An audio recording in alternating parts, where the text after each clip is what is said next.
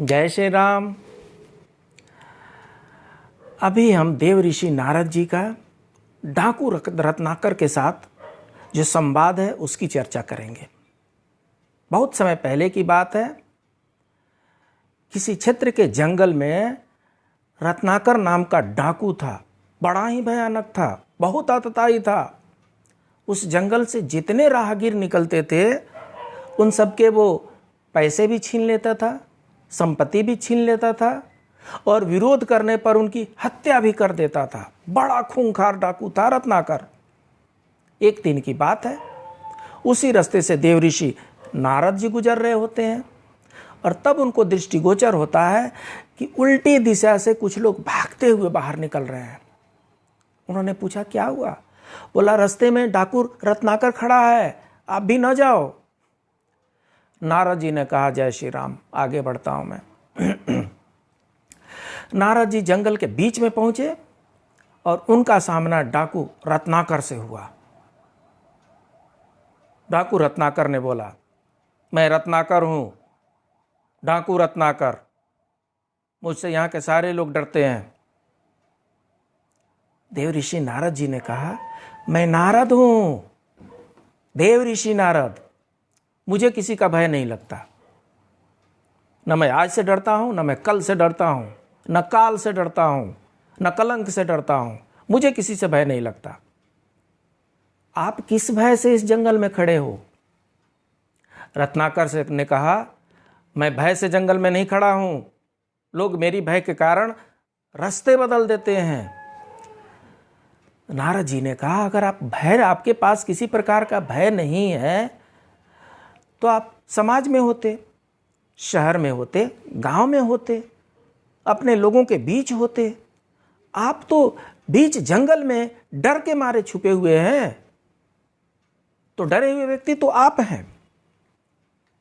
रत्नाकर ने कहा, मैं डाकू रत्नाकर हूं, मुझे इतना मत उकसाओ कि मुझे तुम्हारी हत्या करनी पड़ जाए।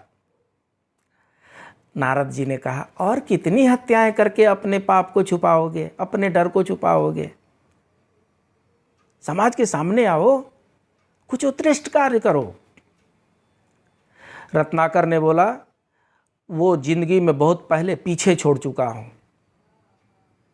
इस राज्य में मैं एक सैनिक हुआ करता था और राजा के लिए पता नहीं कितने मैंने युद्ध किए, कितने लोगों की मैंने हत्याएं की।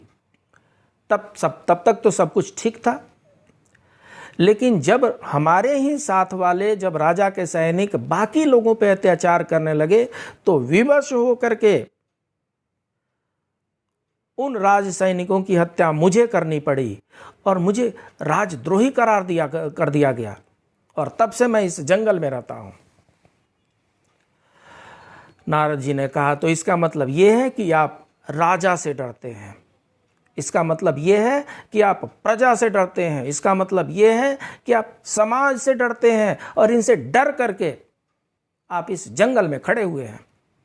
रत्नाकर को बहुत क्रोध आया। उसने बोला, मैं किसी से नहीं डरता, ना मैं राजा से डरता हूं, ना प्रजा से डरता हूं। मैंने अपनी जिंदगी स्वयं चुनी है। देव ऋषि नारद जी ने कहा, ये जो रास्ता आपने स्वयं चुना है, आपको पता है आप कितना पाप कर रहे हैं? और इस पाप के भागीदार कौन है? मैं कोई पाप नहीं कर रहा, इसलिए इसमें कोई भागीदार होने का प्रश्न ही नहीं उठता। नारद जी ने कहा, आप पाप कर रहे हैं कि नहीं कर रहे हैं, इसका निर्णय कौन करेगा?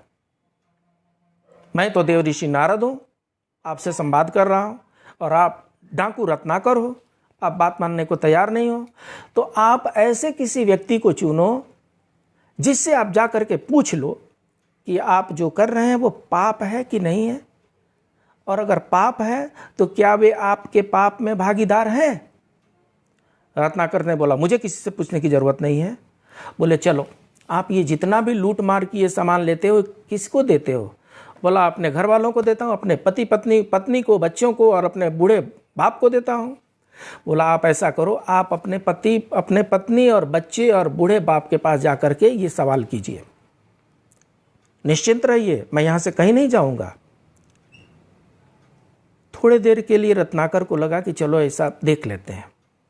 रत्नाकर ने अपने बाकी डाकू बंधुओं को बोला, इस नारद को बांध करके रखना, जाने मत देना, मैं अभी अपने घर से आया। डाकू रत्नाकर अपने घर गए। उन्होंने अपनी पत्नी से कहा, मैं जो कुछ भी कर रहा हूं क्या ये पाप है? और अगर ये पाप है तो इसमें तुम मेरी भागीदार हो ना? पत्नी ने कहा, हे स्वामी, मैं आपके दुख और सुख में साथ रहने की मैंने कसम खाई है, सो आपके हर स्थिति में मैं आपके साथ रहूंगी। आपके पाप की भागीदार मैं नहीं हूं। आप जो कुछ भी पाप कर रहे हैं वो अपने लिए कर रहे हैं, हमारे लिए वो पाप नहीं कर रहे हैं, इसलिए मैं आपके पाप का भागीदार नहीं हूं। वहीं प्रश्न उन्होंने अपने बच्चे से दौड़ाया। बच्चे ने भी बोला, पिताजी, आपका पाप आपका है, आपके पाप में हम कैसे भागीदार हो सकते हैं? रत्नाकर को बड़ा दुख हुआ। फिर वो अपने अंधे बाप के पास गए और अपने अंधे पिताश्री से उन्होंने पूछा, पिताश्री, हम जो कुछ भी कर रहे हैं, इन लोगों का कहना है कि हम पाप कर रहे हैं, तो उस पाप में आप भी भागीदार हैं ना?